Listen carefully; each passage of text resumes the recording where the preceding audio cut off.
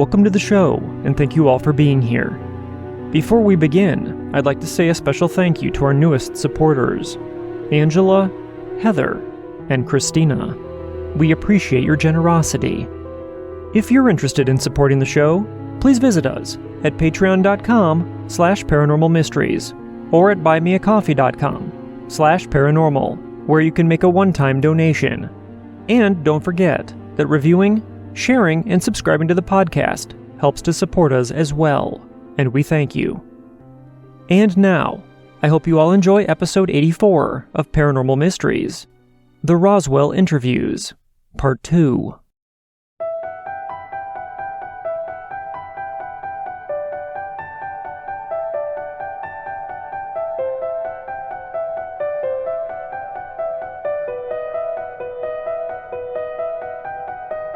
Welcome to the show once again, everybody, and as always, I am your host, Nick Ryan.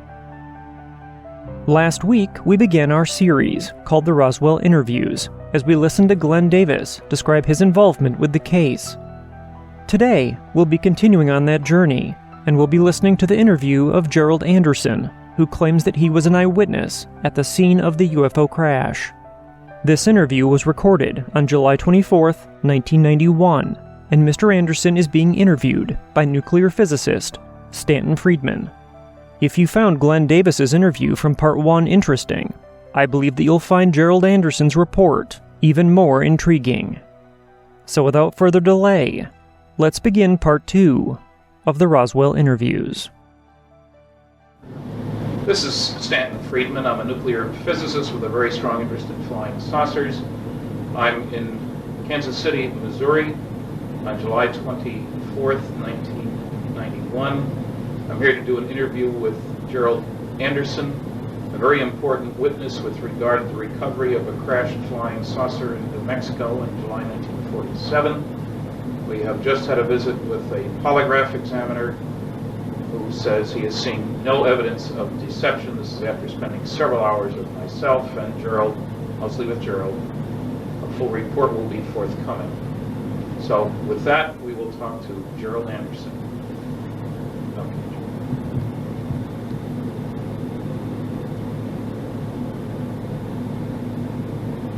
Enough. You state your name, please. My name is Gerald Anderson. Where were you born and when? I was born October 4th, 1941, in Indianapolis, Indiana. Okay, and give me a summary of what happened in 1947 with regard to a crashed flying saucer in New Mexico. Well, we had just moved to Albuquerque, New Mexico on July 4th, 1947.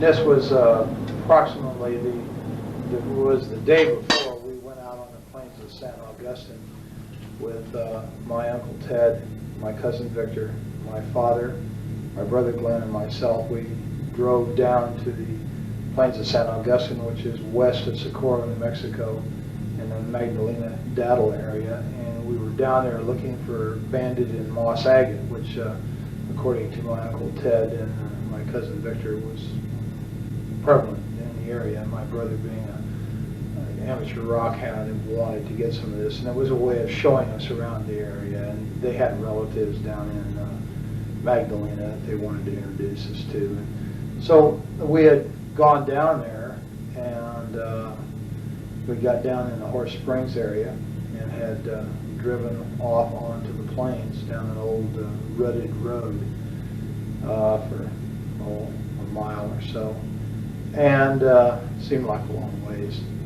We parked the car, got out of the car, and walked down a hillside, a semi-forested, I guess you could say. It had pinon trees and scrub oak and stuff like that on it, and we'd walked to, well, not scrub oak, but cedar, and walked down the hillside into an arroyo, a dry wash, and then walked south down a dry wash toward where the agates were supposed to be at. And as we came around a bend in the arroyo that had pinon and cedar trees growing on it, we were able to see farther ahead down the arroyo, and on the next ridge line there was a large silver disc-shaped object was embedded in the side of the ridge line, and there was debris and wreckage and stuff strewn about the area, but mainly this thing was intact. I would estimate its size from an adult perspective to be something like 35 feet in diameter. I've heard other people who were there say they thought it was like 50 feet, but as an adult I would say about 35 feet in diameter, quite large. When we got up to it, there were 4 bodies there, not human. There was 2 of them who were obviously dead. One of them was obviously very badly injured, and one of them apparently suffered no ill effects, or didn't appear to be injured, and was ambulatory, was mobile. I was just sitting there next to the one that was still alive and appeared to be dead. Were they right next to the vehicle? Right next to it, right under the edge of it. And this craft had apparently come in from the east, bounced off one ridge line, went plowing through this arroyo area, and then crashed into the ridge line and embedded itself. And they were sitting back under the edge. It was kind of tilted up like this, and they were sitting back under the edge here. And I'm assuming that this one creature that was all right had laid this material on the ground, but it looked like unrolled tinfoil that these other 3 creatures were laying on, like it was trying like you do a person in shock, you put them on a blanket, kind of a thing. And apparently it had some boxes there around it, and had apparently been trying to give first aid or help these other creatures when we first got there. And as we approached, the creature drew back like this, like it was in fear of us, like we were going to hurt it. And it wasn't very long, trying to communicate with it. The adults were. It seemed to calm down, and just sat there and kind of looked back and forth, watching them, apparently trying to figure out what was going on. Like, what did it look like a little bit more? These creatures, all of them were about 4 foot tall, 4.5 feet tall. They had very large heads that were shaped larger on the top, and they kind of tapered down. Not to a real sharp point, but just tapered down to where they were thin. And they had very large, oval-shaped or almond-shaped, I guess you could say, black eyes. They were so shiny, they had almost a bluish tint to them when the light reflected off of them. Their skin coloration, I think the best way I could describe that is kind of a bluish tinted milky white. It looked like someone in shock.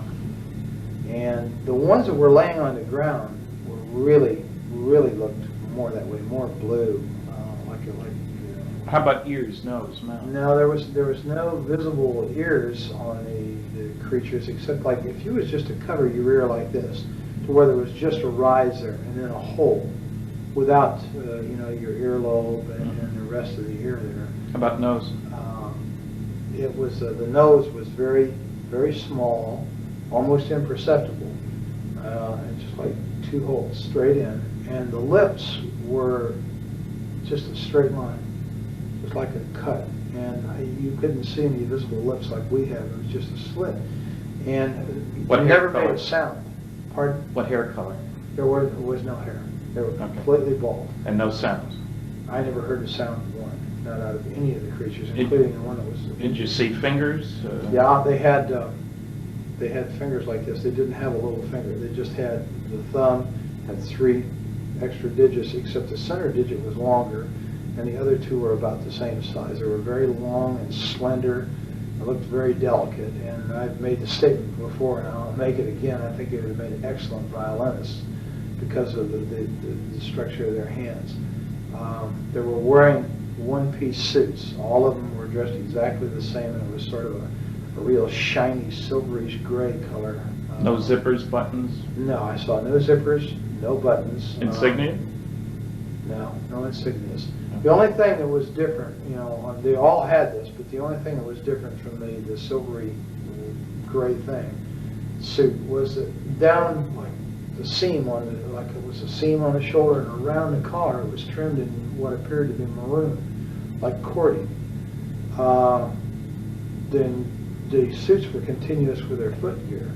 You could see right about this area down, it seemed to be less pliable than it was up here, like this was a stiffer area, like it were boots or shoes or something.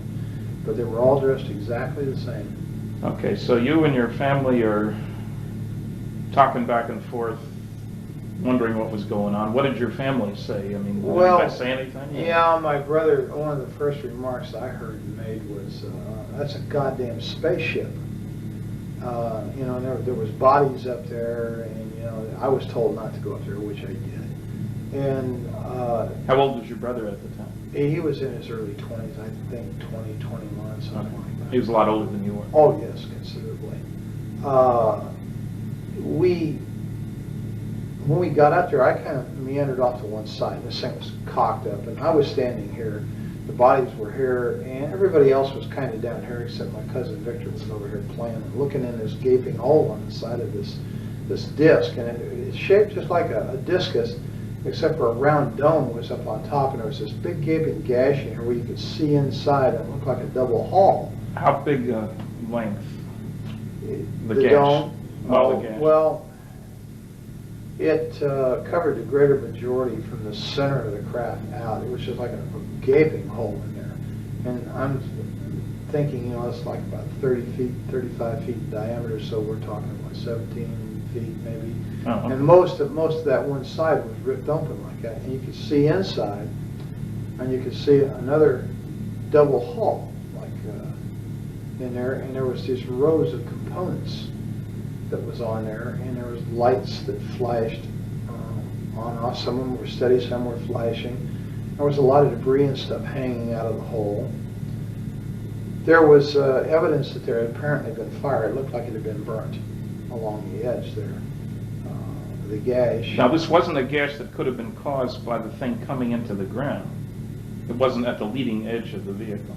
No, this was in the side, like, it almost appeared, it was elliptical. It almost appeared as if something the same shape as the disc we were looking at had hit that same, you know, had hit the disc and left an imprint that pretty closely approximated the outside diameter of the disc itself. And it appeared to be caved inward.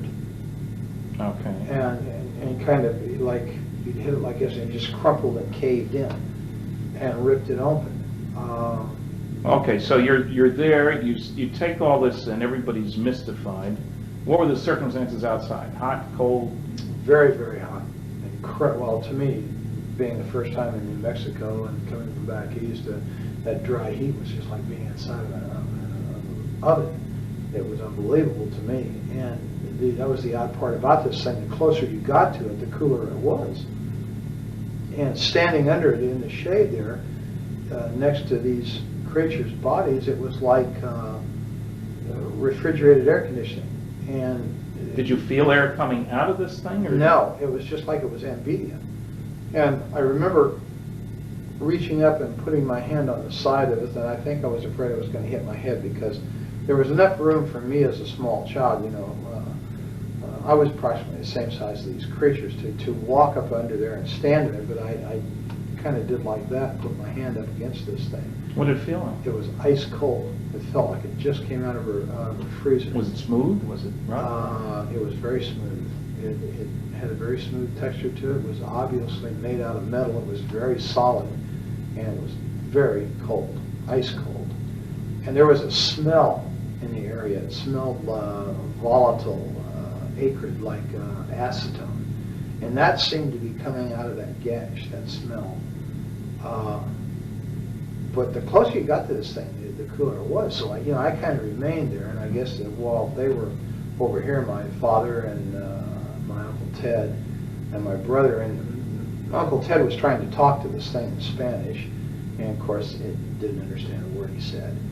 And Dad tried to talk to it, and then they tried, sign language, and that didn't work. And I don't know, for some reason, I just, I reached down and touched it, this one that was laying next to me.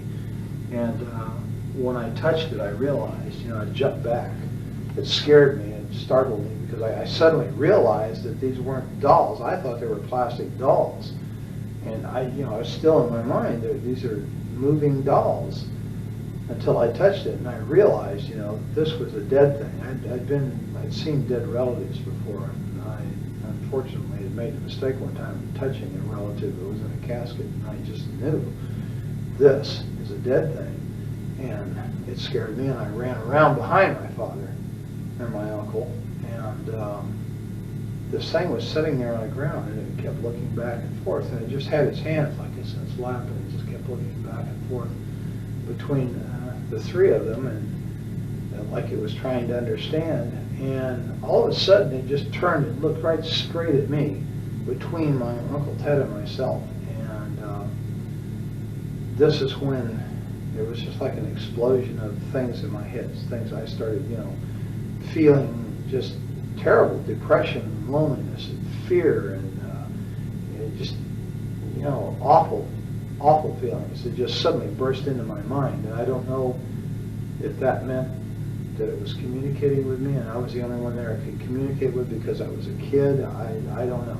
I turned and ran, and I ran across the arroyo and up on the area that it had bounced off of during the crash, and we're just standing there looking down at this scene, and my family, and off in the distance I could see cattle grazing, I could see a windmill, and I could see dust trails out on the playa, out on the plains out there. And I was there for a little while, and then I came back down, and I guess we were there, Victor was in, when I got back down here, Victor was up in the crack, and Ted yelled at him to get out of there, and Glenn went over and grabbed him by the belt and jerked him off. That's your brother? Yeah, and jerked him off and said, get out of there, you could cause this thing to explode and kill us all, and then of course he went prowling around in there. I was kind of standing off to one side looking. That's why I knew that I could look off these rocks that I was standing on right into this thing. That's why I knew, about the lights and the components and stuff. And then, I heard other people talking, and I turned, and there was a group of people coming up the arroyo from out on the plains from the south. They had come up there, and of course they walked up and was talking. And how many? There was an older man and 5 younger students. Boys, girls? There was 3 boys and 2 girls, and they were all, introducing, talking to my father and my uncle and my brother. What did the older one look like? The Man. leader of this group, Yeah. the man, he was a very tall man, very big man. He was wearing a pith helmet when he first came up, one of those kind of explorer helmets. And he was bald, and I know that because he had taken it off, and he had done this, a couple times with a handkerchief and put it back on. He was a balding man, and he had a round face. He was very ruddy complected. He's a big man, and he apparently was a doctor because they kept calling him doctor. And as I understand it, was an archaeological group that was out there on some kind of a summer thing, and they talked, and he apparently was able to speak several foreign languages, and he tried to talk to this creature several times in different languages, and again to no avail. How did he happen to be there? Had he seen the thing? Well, they claimed that they said they saw this thing come down the night before, flaming, and they thought it was a meteorite. And they had talked about, well, in the morning, we'll go over there and see this, where this meteor came down, because that's what they thought it was. And when the sun came up the next morning, and they got about their business and got up, and somebody looked over and said, they saw all the shiny metal and stuff across the plains there, and they realized it wasn't a meteorite, it may have been an airplane, and that crashed. So they all decided to go over there and see if there was anybody who was alive, that was hurt, that needed help. They had driven over? No, they walked over, apparently, the way I understand it. And it's quite a ways across that plain, so it had to take a very long time to do this. Or they may have had a vehicle, I don't know. That's an assumption, I think, on my part. They walked. Okay, so they're around with your But they family. came across the plains nonetheless. I'm not sure if they drove or not. I didn't hear any cars. And then somebody else showed up. Yeah, they were down there just, 15, maybe 20 minutes at tops, and they were picking up things, some of the students. And this Dr. Buskirk, that they called him, this one girl went up and said, look, doctor, wouldn't this make a beautiful ring? And she was holding what looked like a red rod, or a red tube of some kind. It was kind of a silvery red. And he kind of snapped at her, you know, and put that down, Agnes. You don't know what that is. I think it hurts you. Just don't pick this stuff up. And she kind of said, well, yeah, okay, doctor. And then he went back to what he was doing, and she walked away and put it in her pocket. And a lot of them were doing this, sort of picking up things and feeling things. I was picking up things and feeling things. There was all kinds of material, metal, and stuff laying around. Then we heard it. I heard it. Well, we all heard it. A sound of a motor coming like a truck. And I went back up the incline there to the ridge line, and I could see out there, and there was a truck coming up. It was an old pickup truck. It was sort of a beige color or a tan colored thing, and it had a whip antenna on it. And it stopped, and this guy got out, and he's wearing brown clothes. He's got boots on, and he's wearing a straw hat, just like the kind Harry Truman always wore. And he had wire-rimmed glasses. He was a big man, and he looked exactly like Harry Truman to me. And I'd seen in the movie tone news that he was president then. Yeah, I was well aware who Harry Truman was, so everybody was. He was kind of a hero, you know. And this guy looked like him, except bigger. And I don't think he didn't look as old either. His hair was kind of light gray. And he walked over there, and they got to talking, you know, with everybody. And he told them that he worked out on the plains out there, and that he made maps, and that he had seen the wreckage from out there on the plains, and he saw the people, and he thought it was a plane wreck, and then, you know, just something was going on, and he came over there to see. And he hadn't been there but just a very, very few minutes when we heard all kinds of motors and engines straining and stuff. And here comes a military car with a big white star on the side of it, followed by a 6x, which is a military truck with a kind of a canvas wagon type canvas thing over it, and it's full of soldiers. They've got guns. And right behind that was what we call a 4x, which is like a medium-sized Jeep truck situation, and it had two big high whip antennas, all kinds of radio gear in the back, and a guy back there with earphones and stuff on, and he's, you know, working these radios, and they all pulled up and stopped. And which direction had they come from? They came from the north, from the Horse Springs area, right?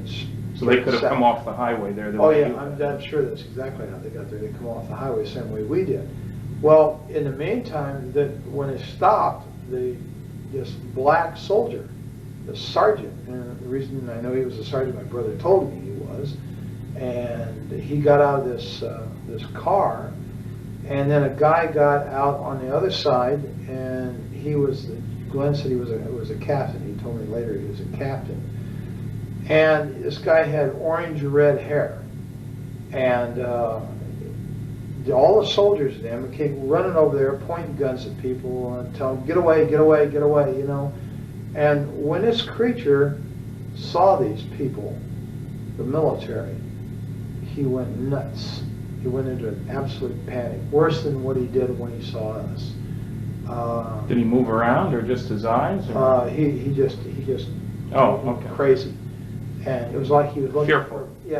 like he was looking for a place to run and hide. But he never got up. Never got up. He never left the one injured one next to him. And this red-headed officer, this guy was a real butthole. He made all the threats. He threatened to have people shot if they didn't move to away. Everybody? Oh yeah, get away, get away! You know, we'll shoot, get away from there, this is a military secret, you know, just screaming and hollering. And he told my uncle and my father that if they didn't want to spend the rest of their life in prison, they would never say anything about what they saw there. If they ever wanted to see us kids again, they'd take the kids away, and they'd never see the kids, you know, meaning me and Victor, that we'd better keep our mouths shut. If we did not, this is what was going to happen. They were threatening people and pushing people, and the students as well, and Dr. Oh yeah, Busker. they were hustling everybody. And one of the soldiers pushed my uncle. He had a rifle like this, and he shoved him back like that. Well, that was something you don't do to my Uncle Ted. Ted had a violent temper, and he grabbed the rifle and reached over top and smacked this guy and dropped him right there. And Ted had dropped, fight had dropped with a hat. This guy's a cowboy. He'll hit you in a minute. And of course, when he did that, there was bolts opened, and I guess cocking, they were cocking their rifles, they were pointing guns at people, and everybody, Buskirk and Glenn and Dad grabbed him, pulled him back and got him away. Don't, man, they're going to shoot, don't do that, trying to stop this. And I think we came very close to having someone shot. Then they really started threatening, and they interviewed me. Did the redhead do all the talking pretty much too? Pretty much, except once in a while the sergeant would chime in and make statements like that to other people in response to the redhead. But mainly it was the redheaded. Was there a name tag? Yes, there was, and his name was Armstrong. And I'm not sure if I know that from having read it or know that from remembering it, now being able to read it in my memory, or if someone said that to me. But his name was Armstrong, was right here on his uniform. Now, they chased you guys away pretty quick. Yeah, they did. And they herded us up like cattle, and they moved us up the Arroyo back in the direction we come from, over the protest of this Dr. Buskirk, who said, no, we've got to go the other way. We came from over there. I don't care where you came from, get your ass up the Arroyo. And they ran us up the Arroyo. And so you get to your car then? Right. Now, they take us up the Arroyo, and just below the hill that we came down, they broke us off and moved us up the hill. Now, this whole time, no one has ever frisked us down. No one has ever checked our pockets to see if we picked up any of this material. And this girl, Agnes, still has that stuff in her pocket, and some of the other students had stuff. To my knowledge, up to that point, they had not been searched. Whether they did so afterward, I don't know. They never searched us, ever. They run us back up the hill, and when we got to where the car was parked, where Dad had parked the car up there, there's a Jeep with a guy sitting in the back, and there's a mounted machine gun in the back of this Jeep, and all these soldiers. The Jeep pulls out, we're told to get in the car, we follow the Jeep, and the soldiers go with us, all the way back out to the highway. When we get back out to the highway, they set us right there. They wouldn't let us out of the car. They wouldn't let us move forward. I don't know whether they were making a decision or what. When we got out to the highway, this place was absolutely full of military personnel, military equipment. There was airplanes sitting out there that they had landed on the highway. Did you see any airplanes when you were back at the site? Yeah, there was airplanes in the sky, but nobody thought much about it. I didn't think anything about it. I was used to airplanes being in the sky, having been raised in Indianapolis, Indiana, the home of the Northern bomb site. The sky was always full of military aircraft. I never thought nothing about it. And when we get back onto the highway, there's observation aircraft, high-winged aircraft, and there's one, what I know now to be a C-47 sitting there, and how we didn't hear that land's beyond me. And how he landed, well, of course, I guess you could land if you're a good pilot out there, because there was no telephone poles or anything. And they had tore the fence down on the north side of that highway, and all this equipment was setting back up there, and that plane was up there, and they were taking stuff out of the plane. There was military ambulances, and there was trucks with wreckers, cranes on them, and there was tankers, like maybe had fuel or water in them. There was just, everywhere you looked, there was military. And a major recovery operation. Yeah, it looked like an invasion force. It really did. And they were all wearing these light khaki uniforms. They didn't look like, olive drabs. They were light khaki, and they all had the same patch over there, that kind of blue funny patch with the circles on it was on their shoulder. And Did you have any clue as to where they came from? Did your brother or your uncle? No, I don't know where they came from. I don't think anybody ever ascertained that. There were a lot of them had MP patches, and some of them were wearing nightsticks off of these webbed utility belts. They had nightsticks, and they had 45s and holsters, the automatics in a full holster. And these were the people who were given most of the orders. They had the road barricaded off out there, and we sat there for a very long time, and we were getting thirsty and everything, and we asked, if we could go back to Horse Springs and get some water. Oh, no, you can't go through there. And right after that, they said, no, you just turn around and you head out of here now, and you go to Socorro, and this is a redhead again, you keep your mouth shut, just keep going, and don't look back. Well, as we drove away, and Dad and him said, hell with it, we'll go to Magdalena, we'll get water in Magdalena, because that's where John Trujillo lived, the relative of Ted. And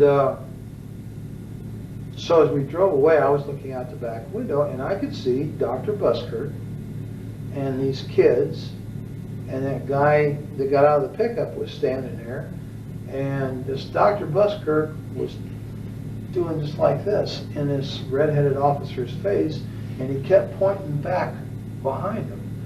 And I guess that meant, we got to go back that way, and he was fed up with this guy or something. He was shaking his finger in his face while they were yelling at each other.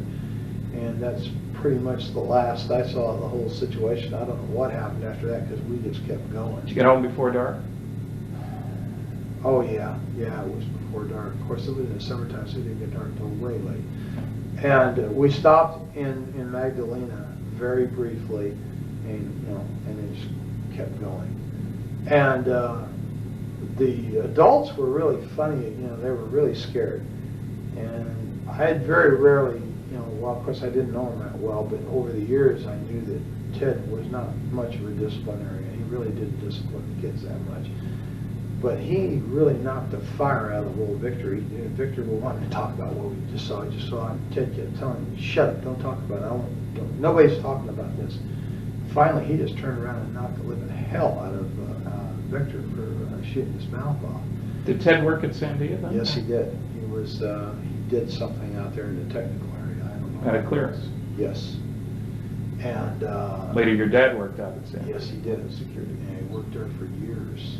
Until he retired? Until he retired. My dad had some very high clearances. Okay. When we got home, Mom was over at Uncle Ted's house, and Mom perceived instantly that something was wrong. I said, "What's wrong, Glenn?" He's again, and then they decided to tell him. Well, when they did, then of course Isabel, "Oh my God, you saw demons, you saw the devil," because she's Isabel was Ted's wife? Ted's wife, and she's a devoutly religious Catholic person who thinks anything that isn't a vision of, say, the Virgin Mary or Jesus is quote unquote demons, and that's what we saw. And of course Ted, he just put her off. And we really never talked about it much in the family because of the reaction it got. And my dad was really afraid, and so was Ted. And Glenn especially, because Glenn made the statement about when he first saw the military. He told my father, he said, and Ted and everybody there, "Don't let them son of bitches know I'm a Marine. Don't let them know." And of course nobody did, and he was in civilian clothes, so he had a pair of blue jeans on, and he was in civilian clothes, so he didn't look like military, or I'm sure his ass had been in real trouble. And they never checked. They just assumed, I guess, that we were. Did they ask your names? Oh yeah, they took our names. They got all that from my dad, and my brother just very cursory would, just hardly talk to him at all. He let Dad and Ted do most of the talking, which was pretty smart, I think, under the circumstances. And of course, they never really asked me any questions at all. You were just a kid. Yeah, I was just a kid. And well, you first went public with this. Now, let's first square away. All the other four that you were with are dead. Yes. It's been some time. And my brother died of a heart attack in Mexico City. My dad died of a heart attack in '78. And Ted and Victor were killed in an automobile accident in the mid-'60s, and I assume it was '65. All right, now, there's a strange diary that's turned up. How did that happen? Well, when I went to my father's funeral in 1978, a lot of Dad's personal belongings were given to us boys. You didn't live in the area at the time. Oh, no. You'd gone off to the military. I've been in the military, and subsequently, on return from the military, moved to Colorado immediately. And your dad had remarried a couple of times. Oh, yeah. This was, so Dad was on his third wife. And his personal belongings and stuff, were kind of given to my two brothers and myself. And my cousin Valley Jean was there at the funeral. That's Ted's daughter? Yes. And she came up and was talking to me, and she said, "Here, you were there, you need to have this too." And she handed me these photocopies. And at first, I thought, well, what is this, Dad's diary? She said, no, it's my dad's diary, but you were there, you need to have this. And then it dawned on me what I was looking at, and because I read a little bit of it. And so I said, yeah, okay, and I didn't want to talk about it at the funeral because Roz's side of the family, God bless her. That's your dad's third wife. God bless her, I loved her. But they were very religious, and they would have viewed this exactly the same way as Isabel had, as evil. And I really didn't want to have any problems with them. We were kind of on shaky terms. We didn't see eye to eye religiously, so we're not quite good. Well, you're active in religion now, aren't you? Oh, yes, yes. You're a deacon in the Episcopal Church? Right. Okay, that means you actively participate in Well, service. yeah, lay Eucharistic ministry. Okay. So yes, I actively participate. I serve on the altar. What do you do for a living now? I'm a security officer in the state of Missouri. And you've been doing police sort of work for several years now. Oh, yes, about 9 years all total. And you also are going to college to be a nurse, and you've already got a couple of associate degrees from community colleges. Right, yes. One Associate of Science and one Associate of General Studies, and I'm working toward my Bachelor's of Nursing. In roughly 2 years, I will have my Bachelor of Nursing. I'll be a licensed. Now, to be a security officer, you have to be licensed by the state of Missouri, do you? Yes, you have to be a certified law enforcement officer, which means that you have to have gone to the state academy, the Department of Public Okay, Safety. so that's not just a Basic. pickup thing. Oh, no, you have to It's a attend the professional, academy. Yes, yeah. it's definite. Okay. And you have to work for the state under these conditions. You have to not only be certified, but you have to have prior law enforcement experience. Now, when we get back to the diary for just a minute, when you were hypnotized by John Carpenter, a psychiatric social worker, and he was asking you questions about the diary, apparently you'd been told that there were a number of copies of that around? Yeah. Something buried out maybe there too? Yeah, as I understood. Well, in fact, in conversations with Valley Jean after the fact, after I got involved in this thing through the Unsolved Mysteries thing, I was told that that wasn't the only diary. That what I had was a copy. Well, it was a photocopy. Okay. And that there were a lot of these copies around, and apparently Uncle Ted or someone had put these out through different people in the family and friends and stuff for reasons, I don't know, to keep them from getting lost or something like that. Okay, now when I asked you for the original, you contacted who? Well, yeah, Valley Jean. That was Valley Jean. Okay, Right. She was in a convent. Right. And she was reluctant to do anything. You had to call a number of times, as I recall. That's correct. And you talked to the bishop? Somebody talked. Yeah, I talked to a bishop. And he convinced her to send the stuff to me. Yes, apparently. Okay, because I got it directly from Colorado with a cover letter that strongly indicated that she didn't want any more to do with this. That was part of the agreement. But that she considered this the work of the devil, or words to that effect anyway. Yeah, I think she's of the same opinion that her mother was. Okay, That it so was the work of the devil. And you see, all I ever had of this was the photographic copies that I had showed you originally. And as I understand it, you received the original. I received the copies, original the from which originals. those had been made. They were partly burnt. She mentioned she had intended to burn them, but because of your persistence and with the agreement that I never contacted her, she would send them to me. And as you know, when I had forensic analysis done, it showed that the ink dated from the early 70s. The paper could have been available in 47. So it was clearly not an original. But it was also done before there was any publicity about this case anywhere, because I know I was the first one to get involved. Exactly. Now, as you know, we have discovered, not I, but you had identi-sketches done by a police artist of the various people involved in this. Right. And as you know, there is a picture, several pictures that seem to indicate that Dr. Buskirk was Dr. Winfred Buskirk, who had received his PhD at the University of New Mexico. And you would describe him as in his late 30s, early 40s. It turns out he was 39 in 1947. He was bald and been bald most of his life, even up to then. Was there other contact between you and he at that time, as far as you knew? your family and him, or? I don't know. Well, not to your knowledge. Not to my knowledge. I don't believe my dad had ever contacted him. There's a possibility that Ted may have, and I'm not sure why.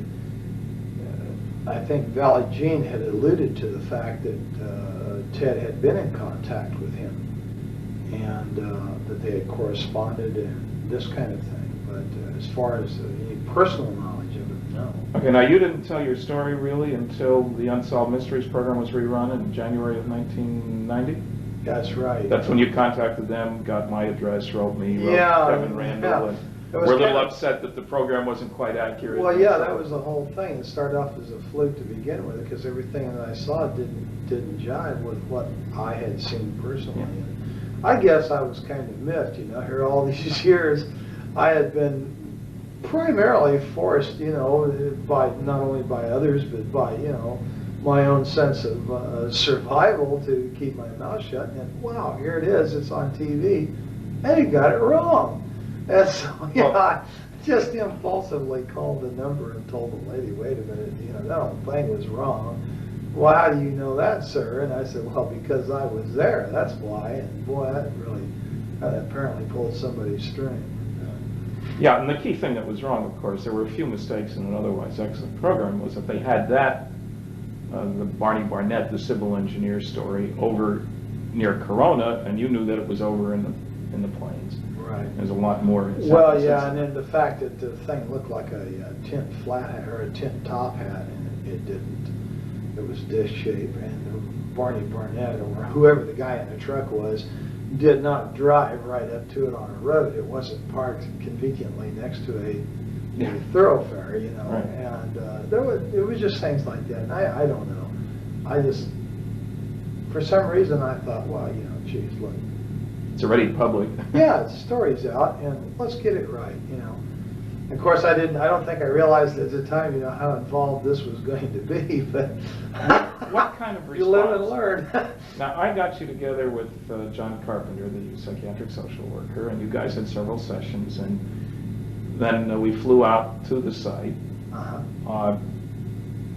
You're reasonably convinced now that the second time around out there, we did find the exact location. Yeah, the first time in, it was like 43 years. And we're in a helicopter, which you never... I was in the air this time, and last time I was on the ground. And so, the landmarks were a little confusing. I was positive I was in the right place. But until we actually got on the ground, John and I, and retraced the route in there that we had come in the car, I wasn't absolutely sure. There was two ridge lines there, and I wasn't really sure of which one it was.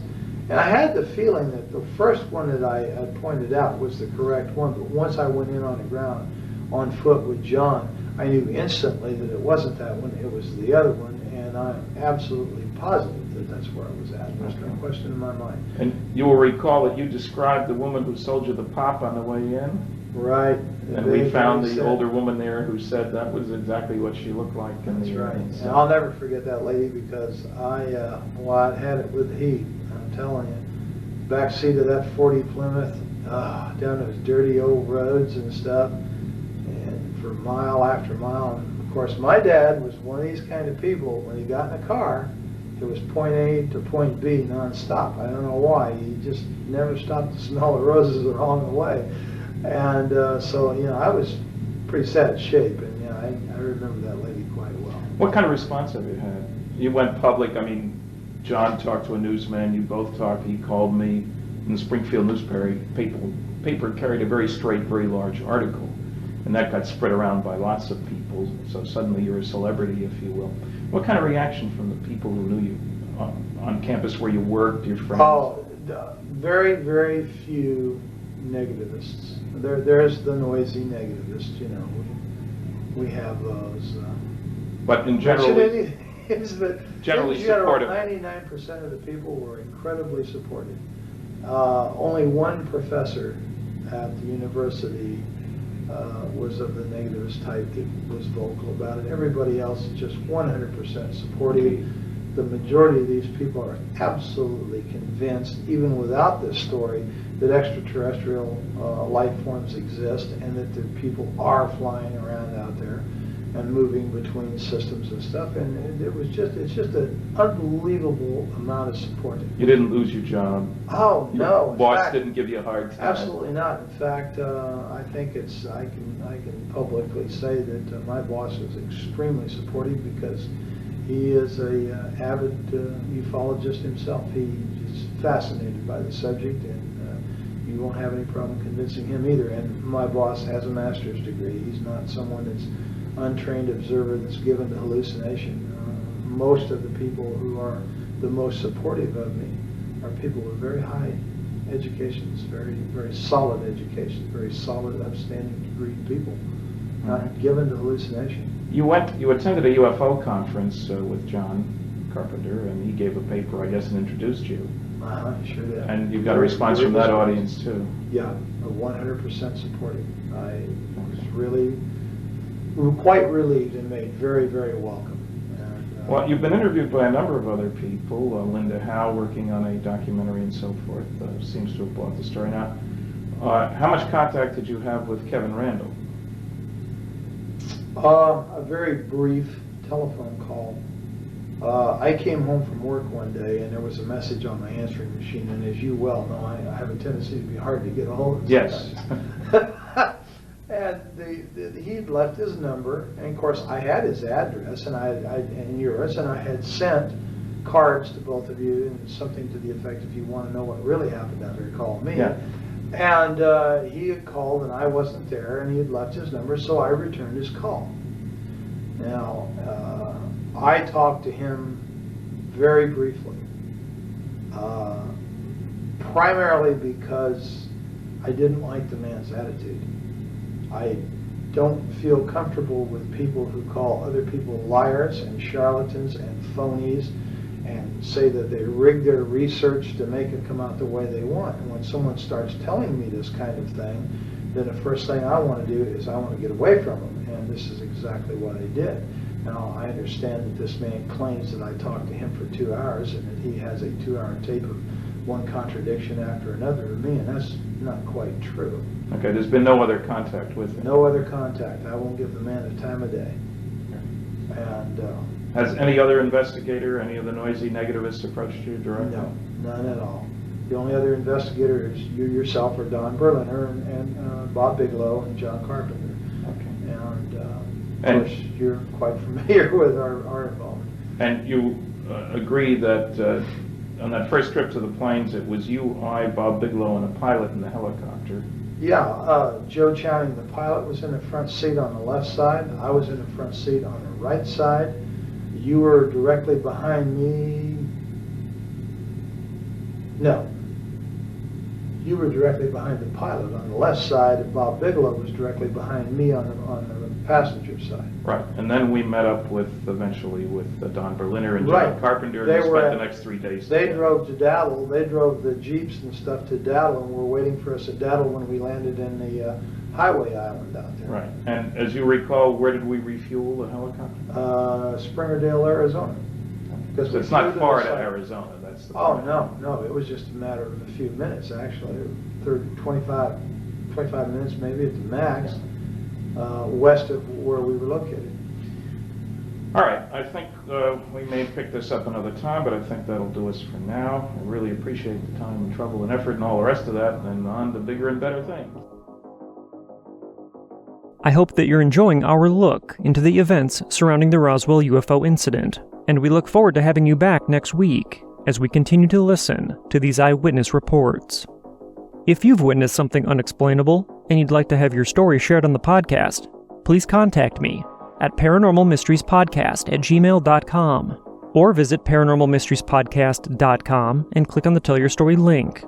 All of our contact information can be found in the show notes. Until next time, I hope you all have a great beginning to your week, and we'll see you back here on Wednesday with our next episode. From all of us at the Paranormal Mysteries Podcast, thank you for listening, and remember, don't wait for the unknown to come to you. Get out there and find it.